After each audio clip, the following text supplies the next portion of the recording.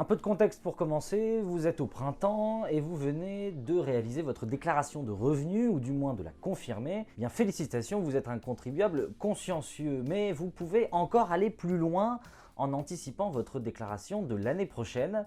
Et il existe quelques astuces pour faire baisser la note, on va essayer de vous en présenter quelques-unes. Première astuce, on commence avec l'emploi à domicile. Sachez que si vous employez un salarié dans votre résidence principale ou secondaire, que ce soit en direct ou en indirect, vous bénéficiez d'un crédit d'impôt particulièrement intéressant. En effet, il équivaut à la moitié de vos dépenses, à savoir le salaire de votre employé plus les charges sociales ou d'éventuelles factures si vous passez par un organisme. Attention toutefois, il faut prendre en compte le fait qu'il y a un plafond, par exemple, c'est 6 000 € par an pour un célibataire ou un couple sans enfant.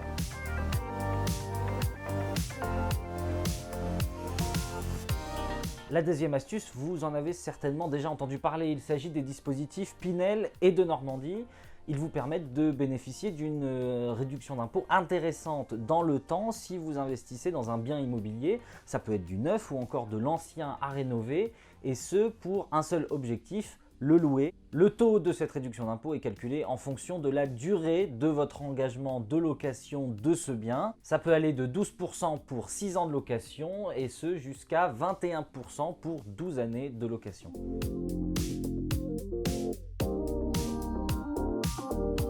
La troisième astuce, elle est simple comme bonjour. Pour payer moins d'impôts, il faut donner.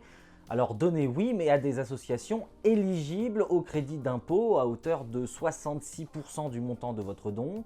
Attention toutefois, il y a une limite, elle est fixée à 20% de votre revenu imposable. Et des associations éligibles, il y en a beaucoup, vraiment beaucoup dans le pays. N'hésitez pas d'ailleurs à vous adresser à elles. Elles pourront vous orienter et devront vous remettre un justificatif fiscal une fois votre don réalisé.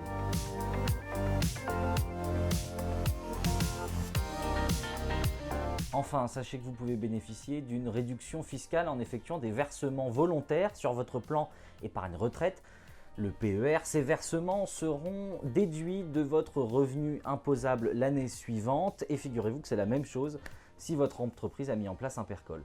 Évidemment, il existe bien d'autres astuces pour obtenir une réduction fiscale.